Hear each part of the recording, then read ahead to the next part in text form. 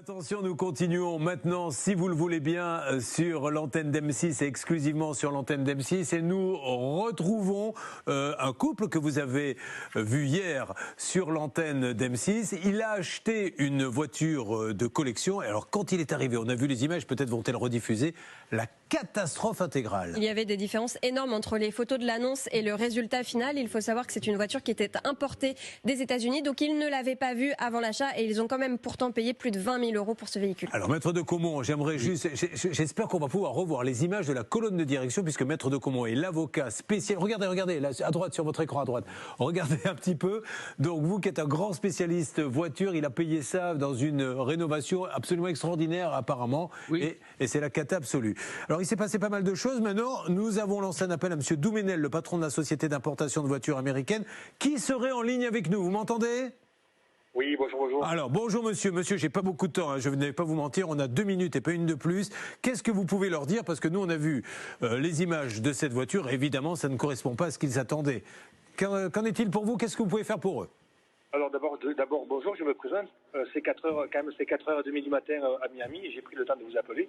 Voilà, très simplement. Et j'ai un peu suivi l'émission de hier, et puis j'ai envoyé à votre équipe les emails qui ont été envoyés aux clients avant la commande. J'ai eu votre assistante, je ne sais pas si elle vous a... Alors dites-moi, que disent ces emails? Je pense qu'il faut demander à votre assistante parce que... Monsieur, dites-moi, ne perdons pas de temps, monsieur, dans 1 minute je vais raccrocher. Dites-nous clairement quelle est votre position sur ce dossier.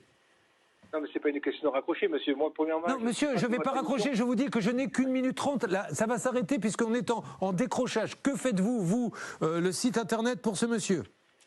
Monsieur, d'abord, il faut reprendre les emails pour vous dire, on n'est pas négociant automobile, on fait de l'export et on est un peu comme transitaire aux États-Unis. Il n'a pas acheté un véhicule chez nous, il a commandé un véhicule auprès d'un vendeur. D'accord.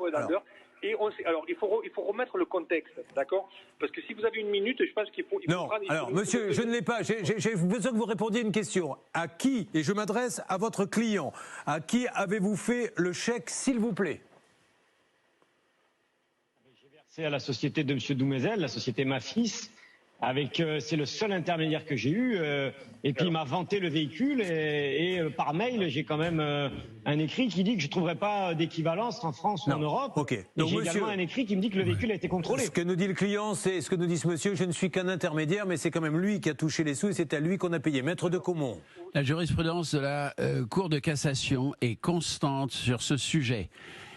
Monsieur Doumenel a le statut, le rôle de vendeur en l'espèce, même si c'est pas lui qui était le propriétaire du véhicule, parce qu'il a été le seul interlocuteur dans cette affaire, parce que c'est lui qui a fait le bon de commande et la facture, et parce que c'est lui qui a encaissé le prix. Donc à partir de ce moment-là, c'est clair, c'est juridiquement précis. Il me reste 1 minute. Qu'est-ce que vous faites pour ce client? Quelque chose ou rien, ou ça va en justice?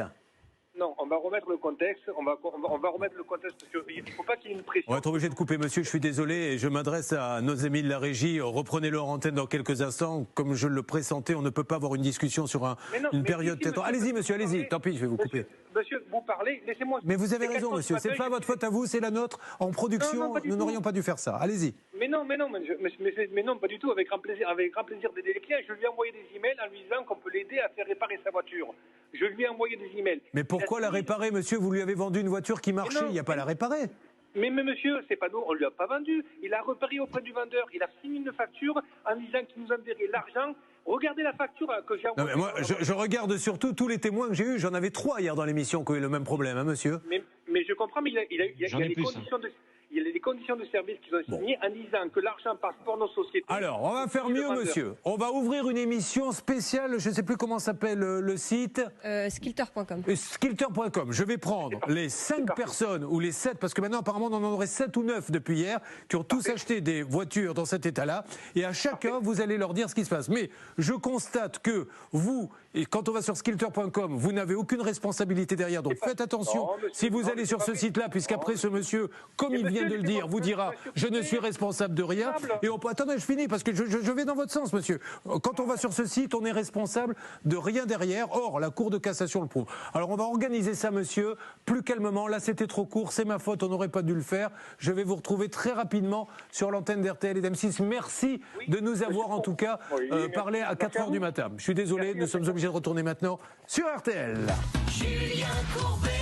RTL. Allez, RTL, encore désolé, monsieur, voilà, je me doutais bien qu'avec aussi peu de temps, on ne pourrait pas avancer. Il reste sur sa position, je le dis pour ceux qui viennent de nous rejoindre sur RTL, parce qu'on vient de faire un petit dossier sur M6, et malheureusement, nous n'avons pas pu avancer. Charlotte, sur quoi va-t-on ?